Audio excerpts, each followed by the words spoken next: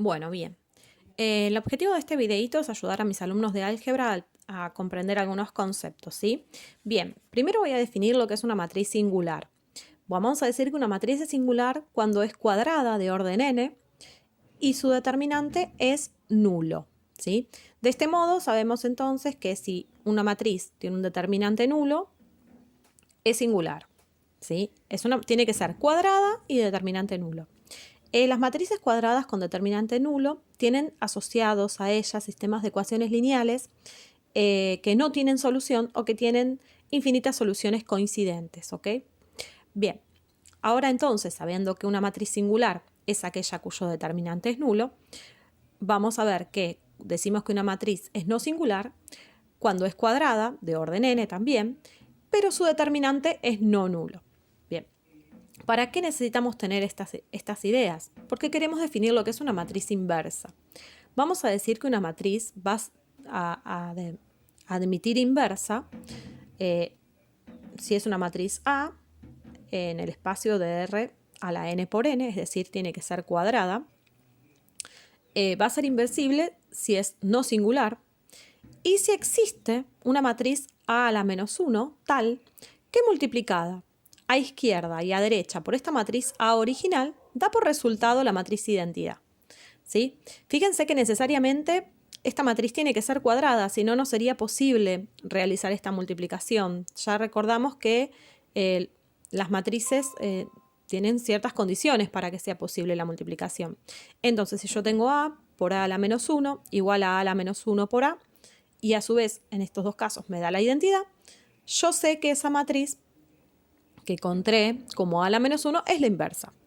Bien, esta inversa que encontré va a ser única, ¿sí? Es decir, es una matriz única la inversa. Una matriz no puede tener dos inversas. Bien, otro concepto que necesitamos tener claro es que son dos matrices equivalentes.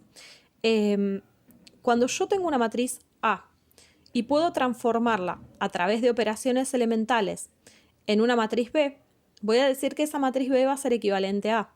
¿Qué son operaciones elementales? Yo sé que tengo permitido multiplicar a una fila por un número distinto de 0 o reemplazar una fila por otra sumándole o restándole un número determinado a todos sus elementos, ¿sí? Entonces, a este tipo de situaciones, a este tipo de operaciones las llamamos operaciones elementales. Bien, otro concepto que tengo que tener claro, ¿qué es el rango de una matriz? Bueno, el rango de una matriz en realidad lo puedo definir de varias formas. En este caso, dado que estamos trabajando justamente con vectores columnas canónicos, que ya vamos a ver exactamente qué son, vamos a decir que el rango de la matriz es la mayor cantidad de vectores columnas canónicos distintos que se puedan obtener a partir de una matriz aplicando operaciones elementales. De este modo, si dos matrices son equivalentes, necesariamente tienen que tener el mismo rango. ¿Bien? Bien. Todo esto que estamos diciendo es necesario para poder encontrar la inversa de una matriz. Ahora bien, tenemos que ver qué es un vector canónico. Un vector canónico es aquel que tiene uno de sus componentes 1 y el resto seguida de ceros, ¿sí? Los vectores canónicos por lo general forman parte de la base del espacio, ¿sí? Puedo tener vectores canónicos filas o vectores canónicos columnas. Nosotros vamos a considerar los vectores canónicos columnas, ¿sí? Bien, ¿en qué consiste el método de Gauss-Jordan? El método de Gauss-Jordan es un método amplio que me va a permitir obtener a través de una matriz dada de un modo específico matrices equivalentes, ¿sí? Bien, entonces, ¿qué diferencia eso de cualquier cálculo? Bueno, es que yo acá lo que estoy buscando es generar vectores canónicos, la mayor cantidad posible. Es decir, conseguir una matriz equivalente a una matriz dada, pero que esté formada por los vectores canónicos, la mayor cantidad posible. Entonces, el método consiste en obtener una matriz equivalente a una dada en la que aparezcan la mayor cantidad posible de vectores columnas canónicos a través de operaciones elementales. Bien, el método es aplicable no únicamente a matrices cuadradas, sino que lo puedo aplicar a matrices con otros rangos, digamos, con otras dimensiones. En este caso yo dije, bueno, si A es una matriz de R a la M por N, es que tomé como ejemplo del espacio de 3×4, y desarrollé la matriz con todos sus componentes, A sub 1, 1, A sub 1, 2, A sub 1, 3, A sub 1, 4, A sub 2, 1, A sub 2, 2, A sub 2, 3, A sub 2, 4, A sub 3, 1, A sub 3, 2, A sub 3, 3, A sub 3, 4. Fíjense que el primer valor me determina la columna y el segundo la fila. Perdón, al revés.